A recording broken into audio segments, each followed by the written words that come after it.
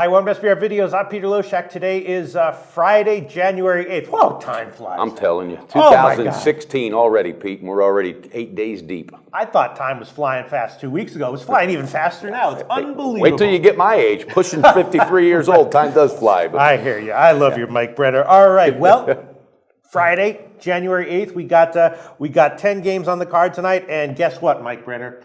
I did make 3 bets on the overnight lines last night, so I am happy to share them here. Maybe I'll even give them as an official pick. We got 10 games. You probably have something, right? Yeah, I do. First of all, 1-1 yesterday. I put 2 plays out, and this is what really disturbs me. The last second, Dwight Howard is a scratch, decides he wants to rest his back. You know, you don't have that information when you're placing that bet. It would have affected that line. I had him on the half, and First of all, I mean, we've talked about this off camera. Almost all of my NBA bets I make right before tip-off. So. Yeah, and that's only smart. But for this show, obviously, can't do that. But the other play that I had last night was an absolute scorcher. It was a killer. So we went 1-1 last night, and looking forward to tonight. Yeah, I do have 2 plays. One that I really think is interesting. Right. Well, let's see. First of all, as always, Golden State, right? Coming off of a big cover, but look. Just 50-50 ATS over the past bunch of games, right? Yep. Golden State is not covering game in and game out as opposed to San Antonio Spurs, who are covering game in, game out. Wow. Just an unbelievable freaking ATS machine, the San Antonio Spurs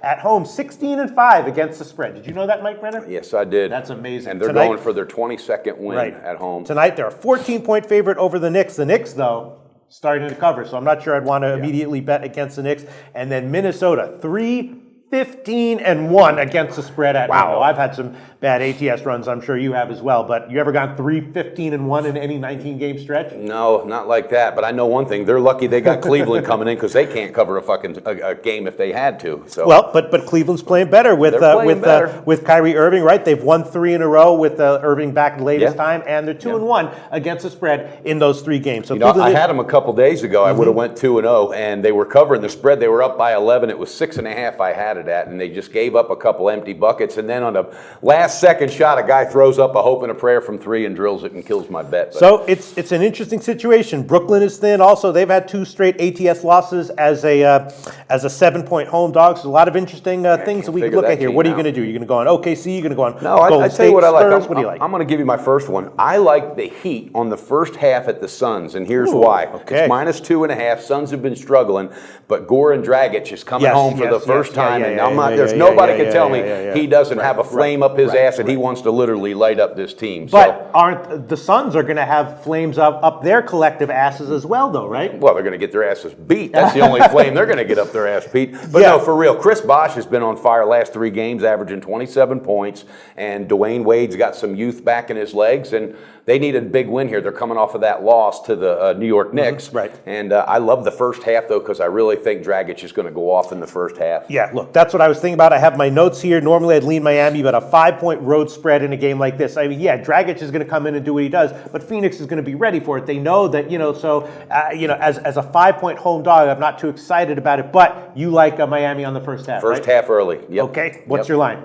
2.5. 2.5. Okay, do you have a second pick? Yes, I do. Okay. And these are the guys that took 5 dimes out of my pocket. I made it back up, luckily, but the Thunder tonight will cover the half. I just grabbed it at 8.5 before we walked in here, and the reason I think they're going to be capable of covering it tonight is because the Lakers are tired. The Lakers are getting blown out early in games. Last night they came back, almost beat Sacramento, but I think they're going to be a little tired, and Russell's got tweaked up again, messed up his ankle in the 4th quarter. So I think the Thunder on a 2 days rest, they're going to come out and roll and just hit it early. So I got a -8.5, and I love it. The Thunder. All right. On the first half. In general, I don't like to bet against elite teams on back-to-backs. Teams like the Lakers, though, you're absolutely right. I agree with you. The Lakers, though, have covered 5 out of the last 6. That doesn't concern you. Yeah, no, not on the first half. It doesn't, because they've been coming back late in games. So it doesn't concern me for their effort in the beginning. Because last night, I mean, they were getting blown out by 25, I think, at halftime to Sacramento last night. All right. OKC on the first half and Miami on the first half. Those are your first 2 picks? Yep, that's my 2 picks. Yep, and hopefully that's going to take me to 7-3. We will see. What do you got tonight, Pete? Okay, well, I have. Wait, what? Where's that drum roll?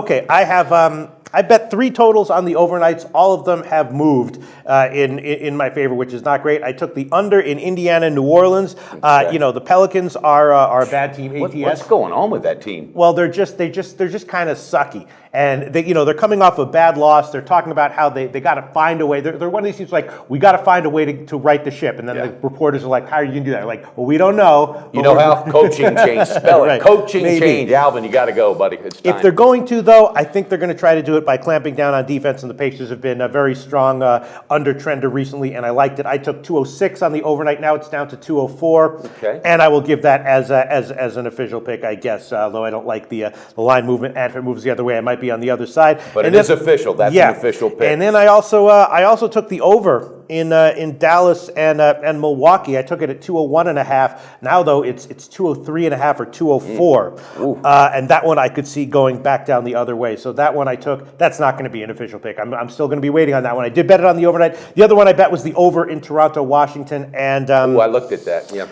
And that one, will I give officially? Sure, why not? What the hell? It hasn't moved. It's 202 right now. That's what I took it on the overnight as, and I'll give that official. Sure. Okay, so Toronto, Washington, over 202. So that's just one official one or two? No, that's two. All right, what's your second one?